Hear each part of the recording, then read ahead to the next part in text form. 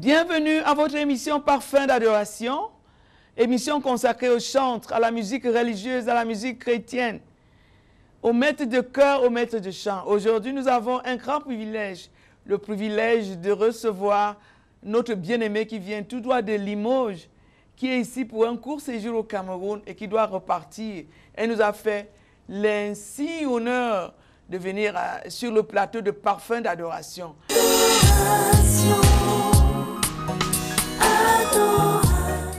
Bienvenue à Stéphanie Kadibu. Merci, maman. Est-ce que vous pouvez vous présenter à nos téléspectateurs? Oui, je m'appelle Stéphanie Kadibu, je suis mariée et j'ai 3 enfants. Et je sers le Seigneur dans la ville de Limoges, en France, au sein d'un ministère qui s'appelle Centre Chrétien Béret, dont mon époux est apôtre. Donc nous exerçons le ministère de pasteur et moi particulièrement, je travaille dans l'évangélisation. Par le chant sacré, on a hâte d'écouter votre belle voix. Est-ce que vous pouvez nous faire un acapella de votre précieux sésame que je tiens en main là? Bon, je vais chanter une strophe d'un chant qui s'intitule « Mon Dieu est bon ». C'est un chant dans lequel je parle de l'amour de Dieu, combien Dieu est bon pour les bons et les mauvais. Et parce que le soleil déjà qui brille chaque matin, c'est une grâce pour chacun de nous. Et c'est une manifestation de son amour.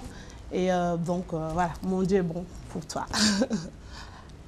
Mon Dieu est bon, dans la vie de tous les jours, mon Dieu est bon.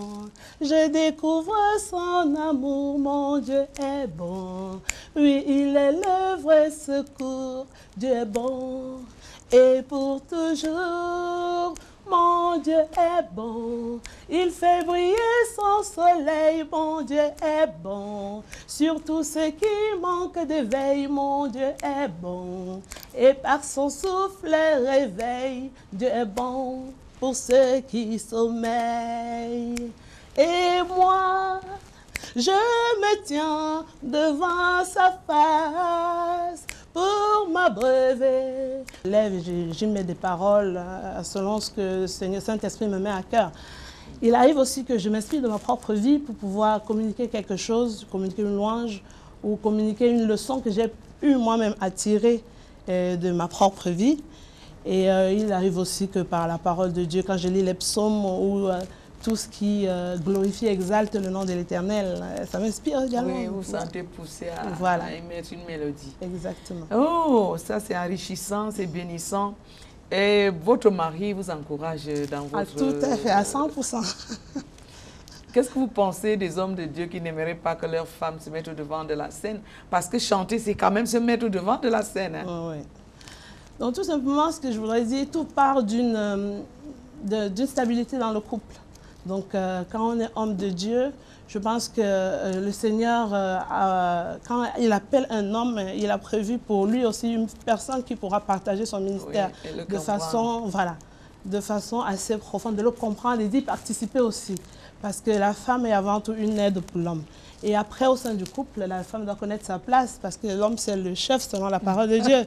Et j'y adhère tout à fait. Et les hommes aiment ça. Et ils aiment ça, mais bon, c'est pas à dire que le chef, c'est celui qui donne des coups ou bien qui impose son autorité de façon... Une grosse voix pour gronder. Ah non, c'est pas ça. L'homme, au contraire, le chef, c'est celui qui protège, c'est celui qui garde, c'est celui qui est prêt à donner sa vie pour sa famille. Donc c'est une grosse responsabilité. Lourde responsabilité. Exactement. Et quand les hommes ont compris ça et que la femme également a compris qu'elle est sous cette couverture spirituel, tout va pour le mieux. Nous allons nous arrêter un instant pour regarder un clip.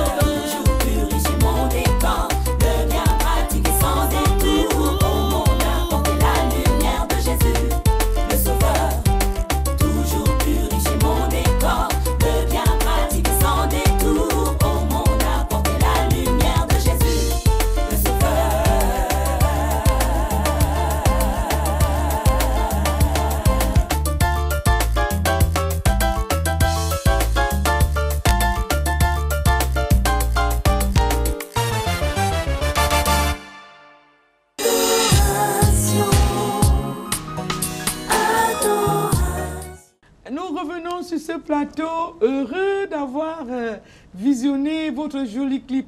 Alors, Stéphanie, comment est-ce que votre mari trouve votre voix? Comment est-ce que votre ministère bénit également votre mari? Ah oui, tout à fait. Il est complètement, je ne vais pas dire manipulé, bon, disons qu'il est en même temps une aide, c'est une complémentarité dans le couple. Donc, quelque part, il me dit, ma chérie, tu sais, tu écris très bien. J'aime beaucoup ta façon d'écrire, les textes et tout. Et puis, il m'encourage. C'est vrai, on n'est pas parfait. Et puis, il me dit, dans tel domaine, tu ferais mieux de faire comme si tu travaillerais mieux ta voix à tel niveau. Et puis, c'est comme ça qu'ensemble, on peut évoluer.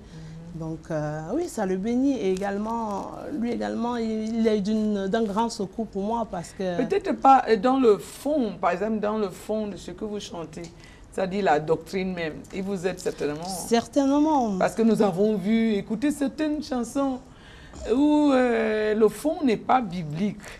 Bien que la mélodie soit belle, ils ne chantent pas la parole de Dieu. Ce n'est pas votre cas de toutes les façons, puisque vous avez votre mari qui est un homme de Dieu, qui contrôle. Exactement, il exerce une certaine censure par rapport à la parole qui est écrite. Et je ne peux pas me permettre de publier un chant sans que ce soit passé sous son regard. Parce que on a entendu des gens chanter « Jésus est mon insecticide ». Ah, d'accord. Bon. C'est difficile. Hein? C'est difficile à accepter. Ok, très bien. Alors, 13 titres. Vous avez commencé à faire de la promotion en France. Oui. Vous allez dans les églises. Comment ça se passe? Oui, dans les églises. Pour l'instant, ça se passe comme ça. Dans des églises de concert avec les pasteurs donc, qui collaborent avec notre ministère. Donc, nous intervenons dans les églises justement pour faire. Et vous avez des invitations de par... oui. Dans d'autres églises. Oui, il y a même eu des concerts qui ont déjà été tenus au niveau de la France. Donc oui, il arrive d'avoir des invitations également. Qu'est-ce que vous pouvez dire aux femmes, aux jeunes dames belles comme vous, qui veulent aussi donner leur vie au Seigneur et surtout exercer le talent que Dieu leur a donné? Un mot d'encouragement? Je leur dirais déjà qu'ils doivent savoir une chose, elles sont la créature de Dieu. Et la Bible dit que Dieu a fait toutes choses merveilleuses. Et la beauté ne vient pas du diable, la beauté vient de Dieu. Et si Dieu les a fait belles, c'est sûrement et certainement pour que ça puisse servir pour sa gloire. Et je les encourage justement à réaliser que c'est un don de Dieu et que ça ne devrait pas être gaspillé comme beaucoup de jeunes filles le font. Esther, avec sa beauté, a sauvé sa nation. Exactement. Si on prend l'exemple d'Esther, qui a vraiment sauvé Israël, son peuple, voilà, avec sa beauté. Voilà, donc si tu es belle, ma sœur, ta beauté, c'est pour la gloire de Dieu. Et ce sera encore mieux si tu t'investis dans un ministère, dans un service pour l'œuvre de Dieu. Ça ne fera que rayonner la maison de l'Éternel. Gloire à Dieu. Il y a beaucoup de personnes qui pensent que la foi, c'est juste pour les gens qui n'ont rien, qui ont tout perdu, qui ne valent plus rien. Et alors, c'est un refuge des frustrés. Je dis que la foi, c'est pas un refuge de frustrés. Au contraire, la vraie prospérité et la vraie bénédiction vient de l'Éternel.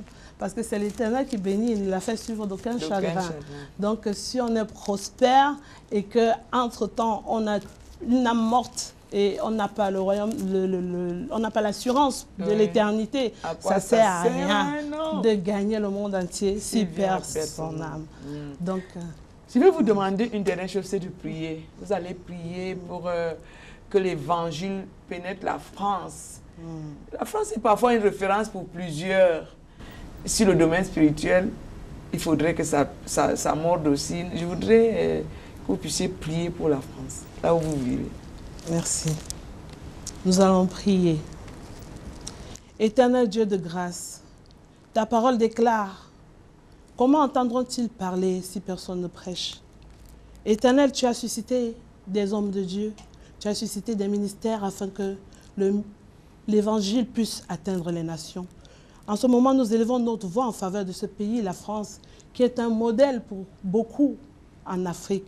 Éternel, nous prions afin que ce pays de France puisse connaître l'explosion de l'Évangile, qu'il puisse connaître le réveil, Seigneur, que la parole de Dieu puisse siéger dans les institutions, dans les autorités, afin que, Seigneur, ce pays puisse marcher selon tes voies.